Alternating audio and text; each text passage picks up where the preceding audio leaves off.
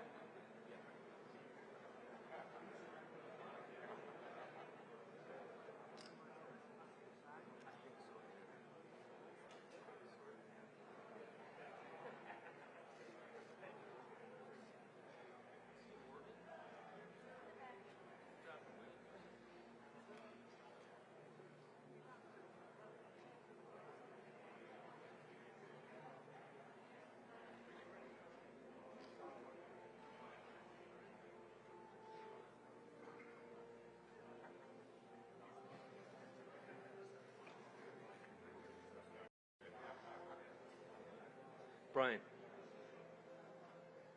You want one more?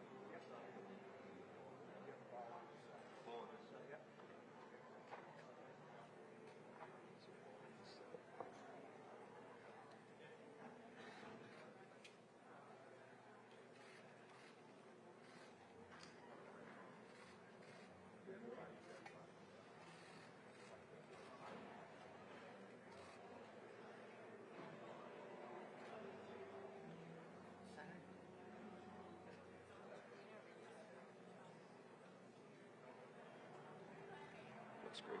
Thank you.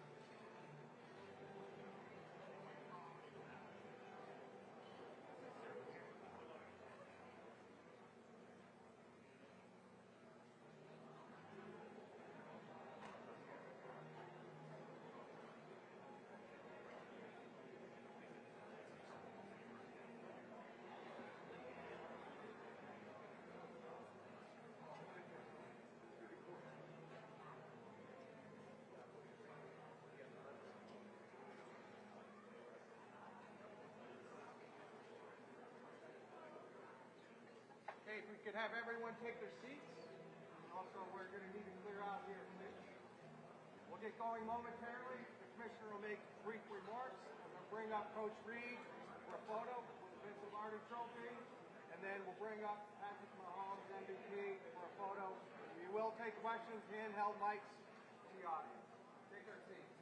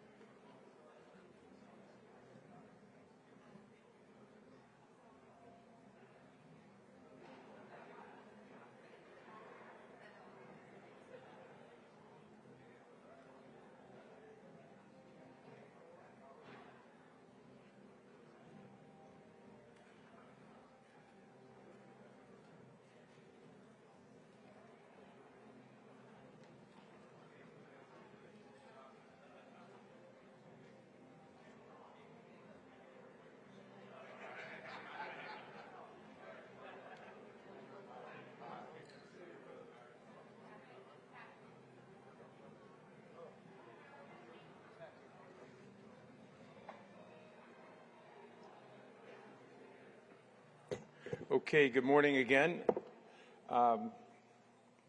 Once again, last night's game was a thrill for everybody watching it. I'll let Coach and Patrick tell you about whether it was a thrill playing in it and coaching in it. But it really was an extraordinary performance, really, by both teams. And as I said last night, reflective of our 2022 season. Incredible competition all year, and the Super Bowl was every bit of that and reflective of that great season. So congratulations to the Chiefs and their fans. Coach Reid has put himself in the highest regard. He always was, but now with 2 Super Bowl victories and a clear future Hall of Famer, hopefully that'll be a few years off because I want Coach to continue to stay in coaching. But what a wonderful job he's done, and couldn't happen to a better man. So, Coach, come on up and get your trophy one more time.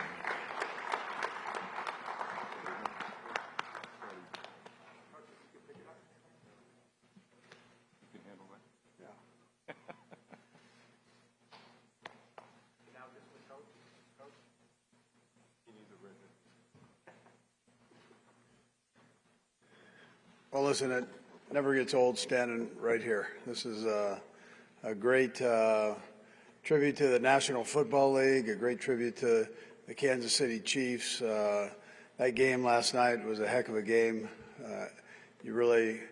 I know Philly's hanging their head a little bit, but nobody really lost. I mean, it was 2 great teams playing each other and 2 great cities. So I'm fond of my time there, and I'm fond of my time that I've had in Kansas City. The people have been phenomenal.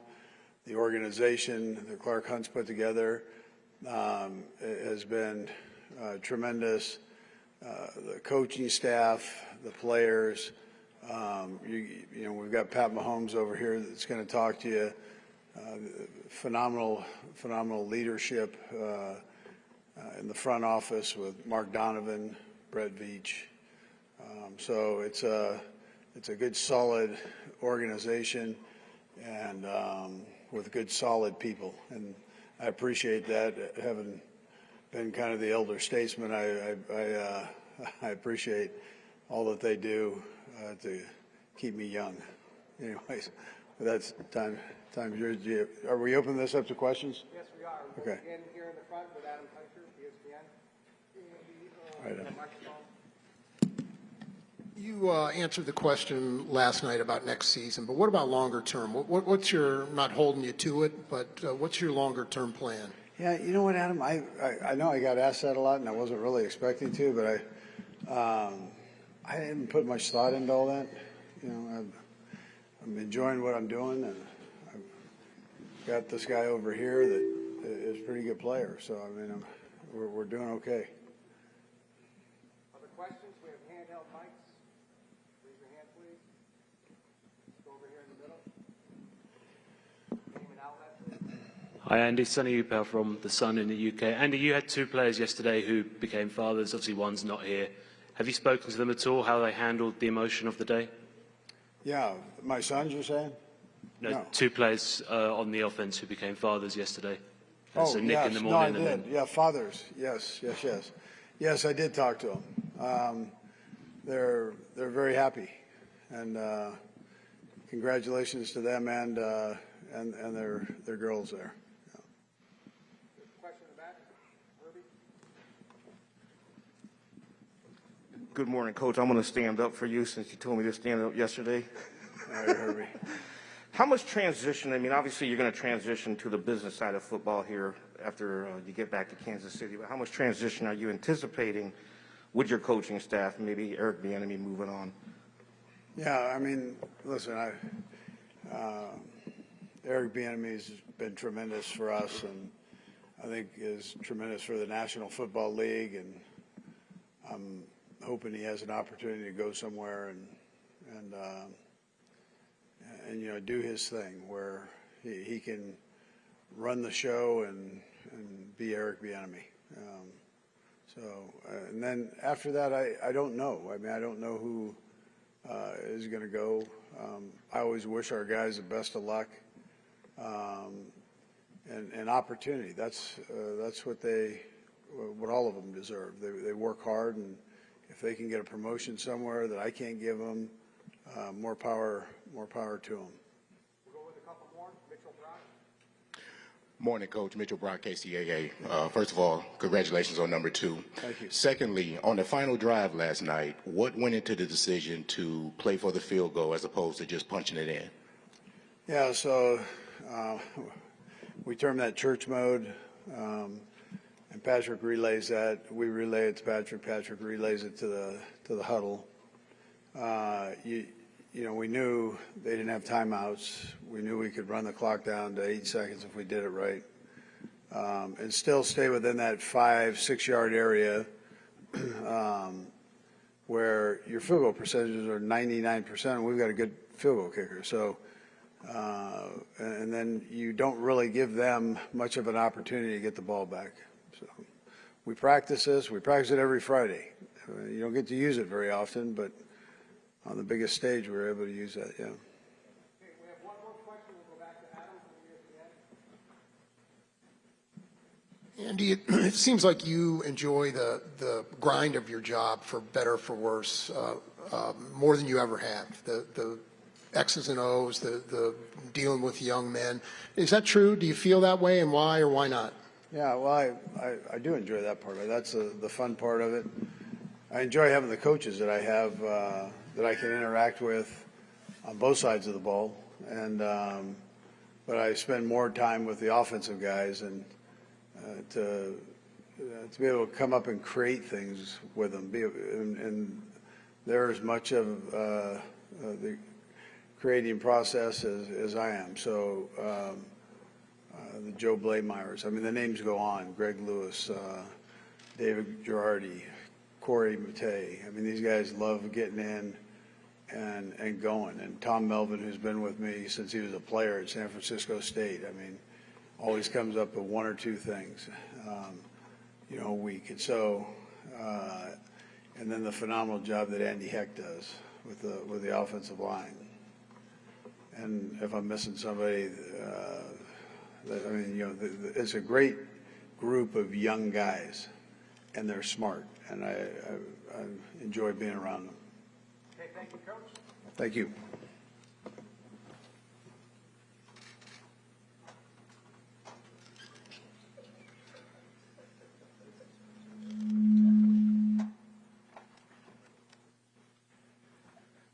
Okay, to the Pete Rozelle Trophy winner, MVP, Patrick Mahomes, you know all the incredible accomplishments.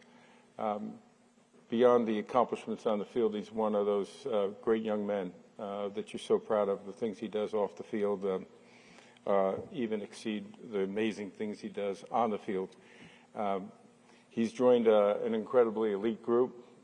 He is among a very small group of quarterbacks or players that have won the Super Bowl MVP multiple times.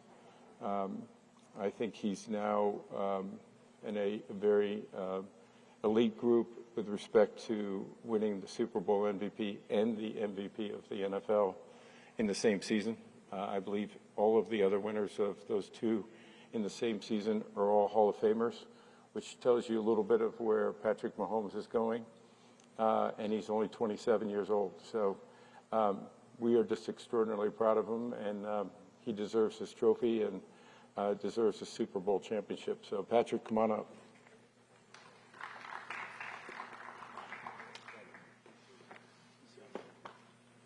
Got that? Not as heavy as the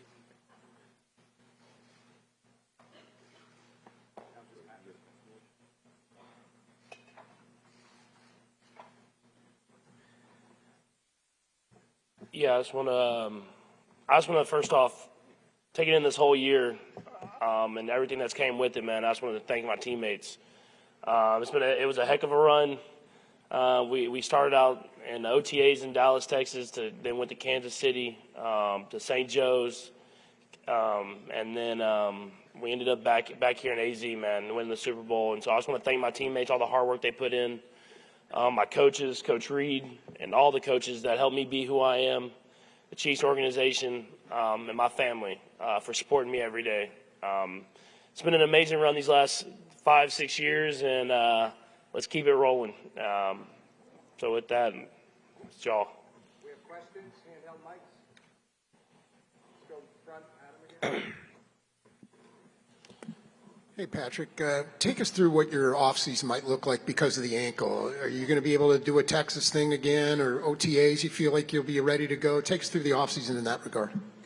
Yeah, I think I'll for sure be ready for OTAs and everything like that. Obviously, we'll have to continue the rehab, continue the treatment that we were doing, and just give it some rest. I mean, I think the best thing for it is going to be rest, and just try to make sure that when we get to OTAs, I'm ready to go. The only thing that might take a hit is my golf game, so I'll have to take a few weeks off of that.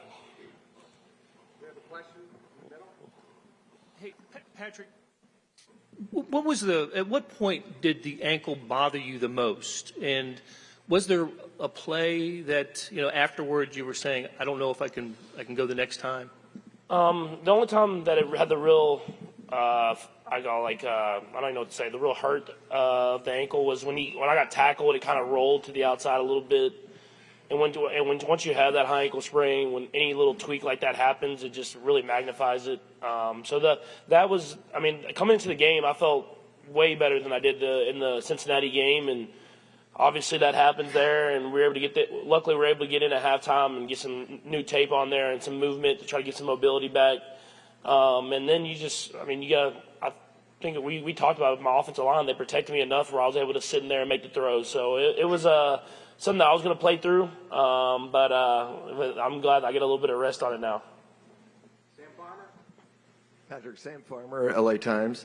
Can you walk us through the touchdowns to Kadarius Toney and Sky Moore, just that fake motion and what made that so effective?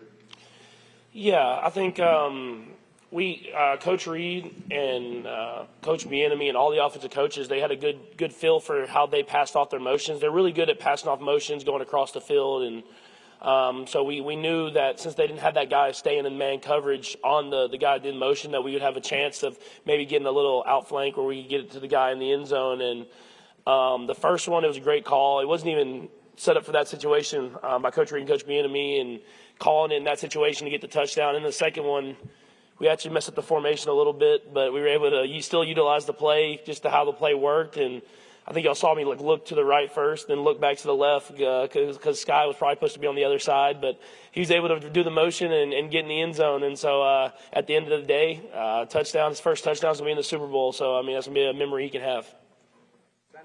Mike Brodsky, Florida National News. Congratulations, Patrick. I know you have a lot of responsibilities in terms of appearances you're going to have to make, including a trip to Disneyland. What's the first thing you're going to do, though, once you get back home? Yeah, once I get back home, I'm supposed to spend that time with my family. I haven't got to even see my son yet because he was asleep by the time I got home yesterday. So spend that time with them and my daughter and enjoy it with them. And then it's going to be Parade Wednesday, and we'll enjoy it as a team, I'm sure. And I'm sure the Chiefs Kingdom will be out there. So I'm always excited to be there with them. And it'll be a heck of a run, man. Draft's in Kansas City as well. And so we'll get to really enjoy this Super Bowl win. We'll go two more. Carlton. Yeah, so one of my favorite storylines through the whole Super Bowl here has been the two black quarterbacks and then two black fathers. So can you talk about the principles, the morals that your father instilled in you to help you get to this stage, and also what morals and principles you'd like to pass on to your kids? Yeah, I think the biggest thing my dad instilled in me was to follow your dream. He said, no matter how it looks, follow your dream and work your tail off and have no regrets on how you work to get to that dream. And then I think second would just be a great man. It was those two things that he always talked to me about was how can you follow your dream to achieve that dream, and how can you be a great man while you do it. And so that was something that was instilled in me at a young age by my dad, and it's something that I want to instill in my daughter and my son is how can y'all be great people that make this earth a better place whenever y'all leave it. Last question. Bring us home, Irving.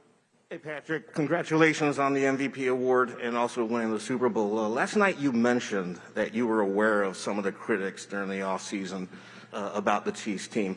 How often do you keep receipts, of that kind of stuff, like a Michael Jordan, and how much of that stuff pushes you? Yeah, it's hard not to hear that stuff, especially in today's age and social media and everything like that. And so you hear how not good we're going to be, and all you can do is prove it on the football field. I'm not a guy that's going to respond and say stuff back to people or anything like that on social media.